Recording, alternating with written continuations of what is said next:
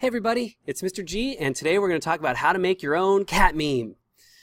First, we're gonna do this with Paint.net, and step one is to get a picture. Well, I have pictures on my webpage. You can just go to Google and find these, but for today's assignment, if you're in my class, you're going to go to my webpage, and you're going to look right on the right-hand side. Here's my calendar, and under the calendar, it says Cat Meme Assignment. You click that, and it's going to take you to some pictures of cats. We're all going to start with the one that's the happy the happy surprise cat, and that takes us to step one, copy a picture. So let's right click on the picture and say copy image. Now we have Paint.net. We're going to come back. We're going to step two, which is going to be to paste that into Paint.net. All right, so I'm going to make sure I have a new, in fact, I'm going to go File, New. I'm going to say OK. And I'm going to go Control V, paste. It's going to paste the picture in. That's step two. Step three, create a new layer. Ugh, my text got cut off. Step three, create a new layer. And so we're going to click here for the new layer.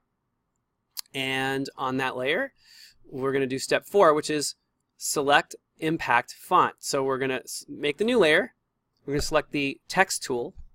And we are going to select, we're going to click. And now we have this font choice, and we're going to go down and we're going to make sure, if you just type an I, so like let's say it starts at the top of your fonts here, starts at whatever your first font is. If you click there once and then type the letter I, it will jump to impact. Most of your computers should have impact font. It's a pretty standard font.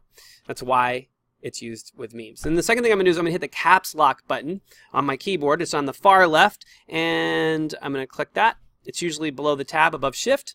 And then I'm going to type in something for my surprise cat like, hey, donuts, exclamation point.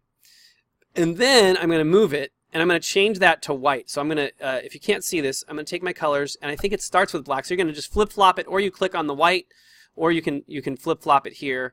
And then if you want to get back to black and white, you just click this little spot there, and it flips it back. But I'm going to start with, I'm going to flip-flop to white. So it's going to be, hey, donuts. The next thing we're going to do is we're going to add a shadow. I'm going to add another layer. And this is layer 3. I'm going to drag that underneath layer 2. I'm going to flip-flop my colors. And I'm going to write, hey, donuts again. Hey, donuts. And then I'm going to move this. And I spelled donuts wrong. So I'm going to make sure I spell it exactly the same. And then I'm going to move this. Watch this.